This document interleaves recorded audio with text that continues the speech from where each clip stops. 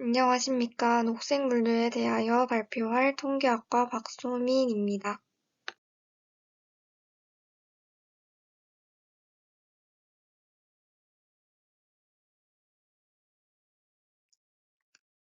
녹색물류의 필요성, 녹색물류의 정의, 적용 영역, 특징, 유명 기업들의 녹색물류 활용 방안 순으로 발표를 하겠습니다.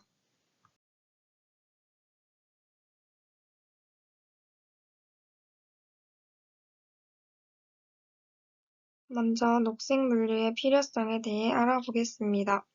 전 세계적으로 국제기구의 환경 및 안전 규제가 강화되고 있습니다.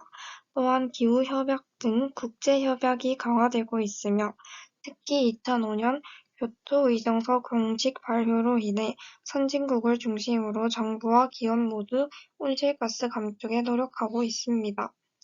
물류 부분에 엄격한 환경 친화적 정책이 마련되고 있는데 우리나라의 경우 전체 이산화탄소 배출량은 물류 부분에서 2005년에는 20%를 차지하였습니다.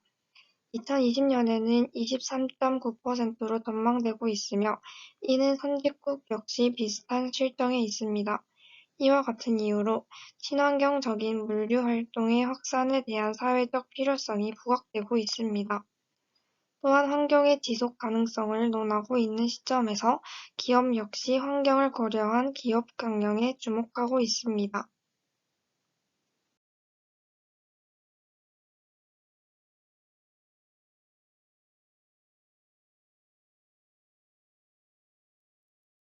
녹색 물류란 이산화탄소의 배출량을 억제하고 유통과정의 포장 자재를 삭감하는 등 환경오염 부하가 적은 물류 시스템을 이용하여 화물을 운송하는 일로 제품의 생산에서 판매에 이르기까지 물류 활동 전반에서 파생되는 환경 분야에 대한 영향을 고려하는 물류 활동을 의미합니다.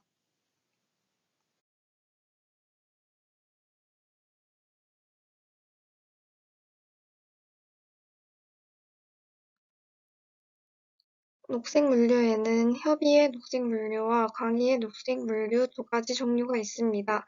협의의 녹색 물류는 화물 수송 시 발생 가능한 온실가스와 대기오염 배출가스 저감 대책 등 오염 물질을 저감 관리하는 활동이고, 광의의 녹색 물류는 대기 환경에 대한 영향뿐만 아니라 전통적인 순물류와 영물류를 포괄하는 활동 전반을 포함하여 환경을 고려하는 물류 활동입니다.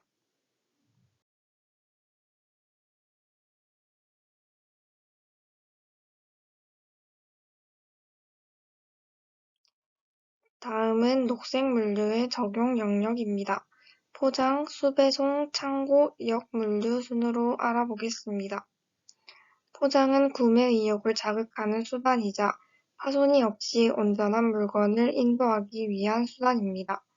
포장의 환경과 관련된 문제는 자원 낭비, 제품에 대한 환경 정보 라벨의 미부착, 쓰레기 발생량, 과대 포장 등이 있으며 환경에 미치는 영향을 최소화하도록 설계해야 합니다. 녹색 포장 재료는 환경 성과에서 주요한 부분이며 단순한 포장은 포장 폐기물을 상당히 줄일 수 있습니다. 또한 포장 폐기물이 쉽게 재활용할 수 있다면 그것만으로도 환경에 미치는 영향을 줄이기 위해 도움이 될 뿐만 아니라 재활용 재료의 사용으로 사회적 경제적 이점을 가지며 폐기물 처리 비용을 절감할 수 있습니다. 다음으로 환경 친화적인 수배송은 원자재 공급 또는 완제품의 운송과 순환 물류상에서 수배송 물류로 인한 배출가스 등 환경 유해 요인을 최소화하는 물류 활동이라 합니다. 환경에 가장 큰 영향을 미치는 것은 도로 수송으로 인한 교통 정체, 소음, 배기가스 등을 들 수 있는데 철도 혹은 해양 수송의 전환으로 전체 교통량을 줄이고 운송 과정의 효율화를 보장할 수 있습니다. 또한 배송거리 단축을 위해 물류 거점의 입지를 재검토하여 화물의 효율성을 향상시킬 수도 있습니다. 다음으로 창고 배치가 너무 밀집되어 있는 경우 에너지 소비와 오염 물질의 증가, 교통량 증가를 야기할 수 있습니다. 반면 너무 분산되어 있는 경우 화물 수송의 효율성이 줄어들고 운임률 상승을 야기합니다. 그래서 운송거리를 줄이고 비용 절감을 위해 합리적인 창고의 배치가 필요합니다. 또한 창고 내 역물류를 최소화하고 재활용이 가능하도록 설계되어야 합니다. 또한 제고품의 성능 및 특성에 따라 분류하여 보관과 하역의 최선의 방안을 생각해야 합니다. 역물류를 환경 문제를 해결하기 위한 것이 아닌 소비 영역에서 생산 영역으로 이어지는 자원이나 상품의 가치를 증가시키거나 회복시킬 목적으로 사용하여 재고품을 재활용, 재제조하는 등 적극적으로 사용하여야 합니다.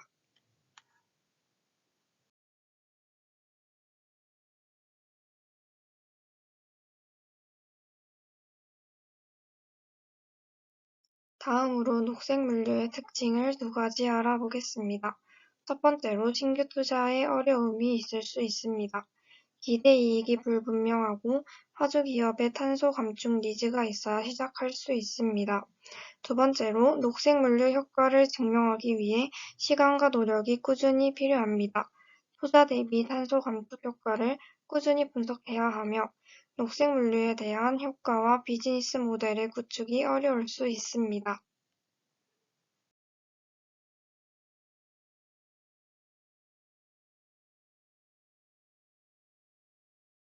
다음으로 녹색물류를 실천한 유명 기업들에 대해 알아보겠습니다.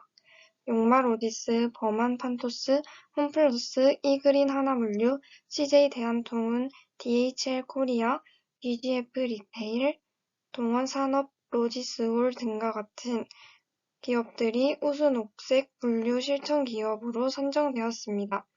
여기서 현대글로비스, DHL, CJ 대한통운에 대하여 더 자세하게 알아보겠습니다.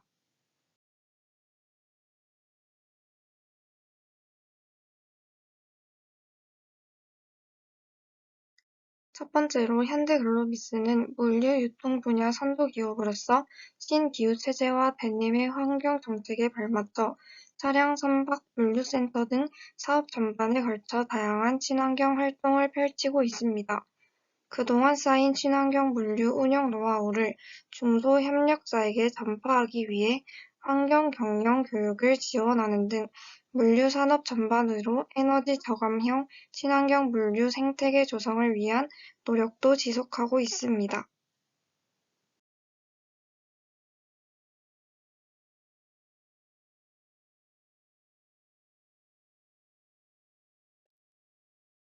다음으로 DHL은 2008년부터 친환경 기후 보호 프로그램인 고그린을 발족하고 이를 통해 체계적인 녹색 경영 활동을 실천하고 있습니다.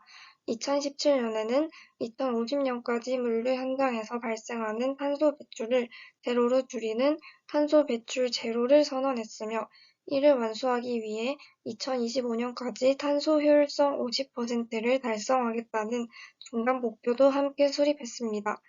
현재는 창고 운영, 폐기물 재활용, 포장, 운송 모든 과정에서 환경 최적화를 위해 활동을 이어가고 있습니다.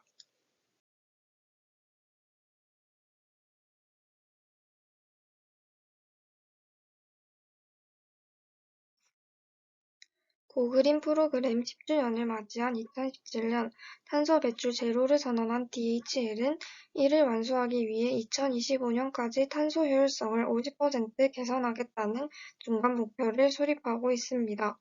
또한 픽업과 배송을 위한 운송수단의 70%에 전기자동차와 같은 친환경 솔루션을 도입하였습니다.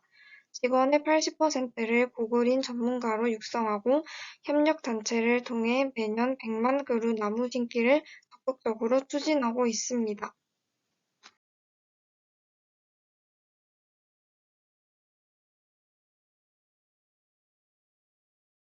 다음은 CJ 대한통운입니다.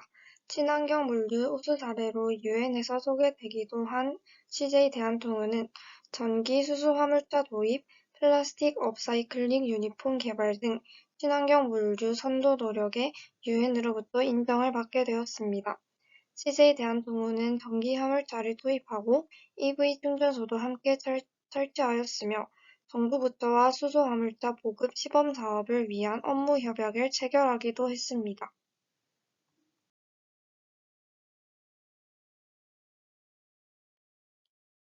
이상으로 발표를 마치겠습니다.